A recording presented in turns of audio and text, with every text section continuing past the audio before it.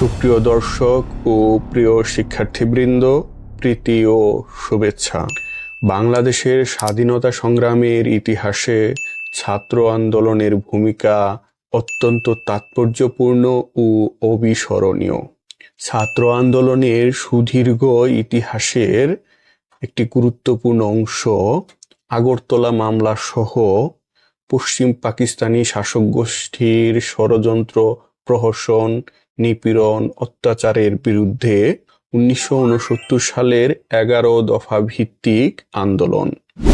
আমরা আজকে দেখব ছাত্রদের 11 দফায় কি ছিল এবং সেই সাথে এই আন্দোলনের গুরুত্ব অনুধাবন করার চেষ্টা করব। এই আন্দোলনের পটভূমি।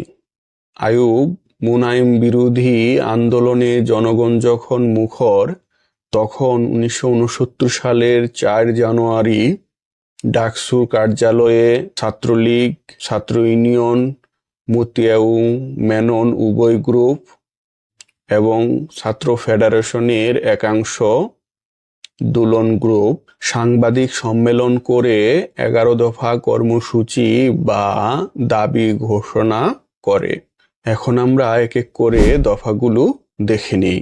প্রথম দফা, জাতীয় শিক্ষা কমিশনের রিপোর্ট, হামিদুর রহমান শিক্ষা কমিশন এবং বিশ্ববিদ্যালয় কালাকানুন বাতিল ঘোষণা, ছাত্র বেতন ও অন্যান্য ফি কমিয়ে শিক্ষার ব্যয় সংকোচন করতে হবে।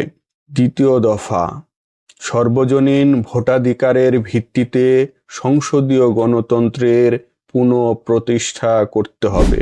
তৃতীয় দফা, 6 দফা দাবির ভিত্তিতে পূর্ব পাকিস্তানের স্বায়ত্তশাসন প্রদান করতে হবে।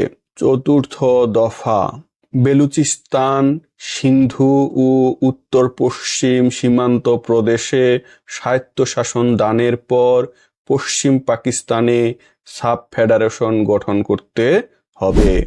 পঞ্চম দফা, ব্যাংক, বীমা ও বৃহৎ শিল্প প্রতিষ্ঠান জাতীয়করণ করতে হবে।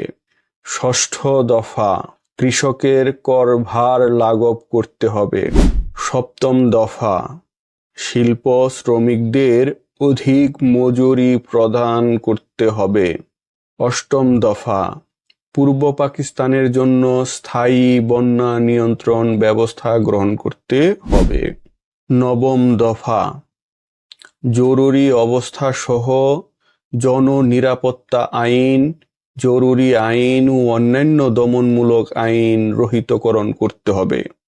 দশম দফা, স্বাধীন পররাষ্ট্রনীতি গ্রহণ এবং সিও2 ও সেন্টু নামক সামরিক জোট হতে বের হয়ে আসতে হবে। একাদশ দফা, সকল রাজবন্দী মুক্তি এবং তথাকথিত আগরতলা মামলা সহ সকল রাজনৈতিক মামলার অবসান ঘোষণা, সকল গ্রেপ্তারি পরোয়ানা ও হুলিয়া প্রত্যাহার করতে হবে।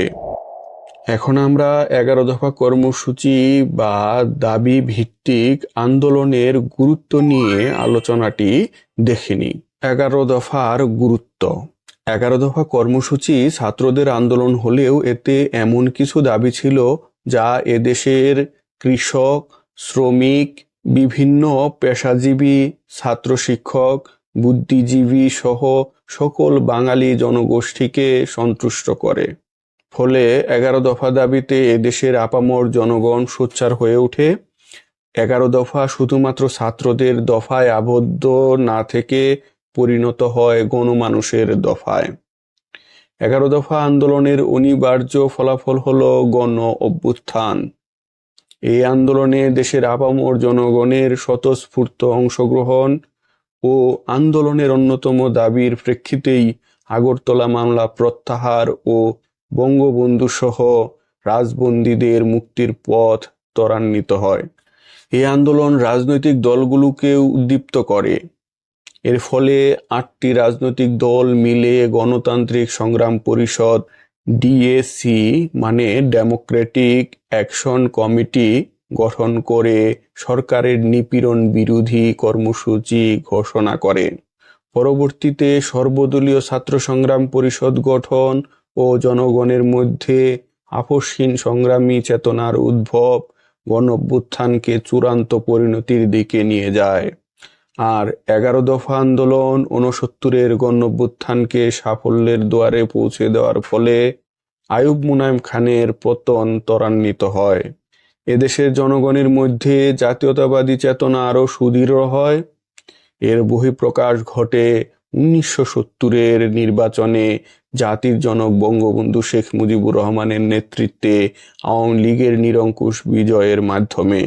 এ বিজয় মেনে নিতে না পারায় পাকিস্তানের ভাঙন ও পতন অনিবার্য হয়ে পড়ে। সশস্ত্র মুক্তিযুদ্ধের মাধ্যমে এদেশের ছাত্র, কৃষক, জনতা দেশকে স্বাধীন করে। আজকের ভিডিওটি এ পর্যন্তই। ভিডিওটি ভালো লাগলে অন্যদের সাথে শেয়ার করুন। আর চ্যানেলে নতুন হয়ে থাকলে চ্যানেলটি সাবস্ক্রাইব করে বেল আইকন থেকে অল বাটন চেপে রাখুন পরবর্তী ভিডিওর তথ্য নোটিফিকেশনে পাওয়ার জন্য। সকলের সুস্বাস্থ্য ও নিরাপদ জীবনের প্রত্যাশা রেখে আজকের মতো শেষ করছি। আল্লাহ হাফেজ।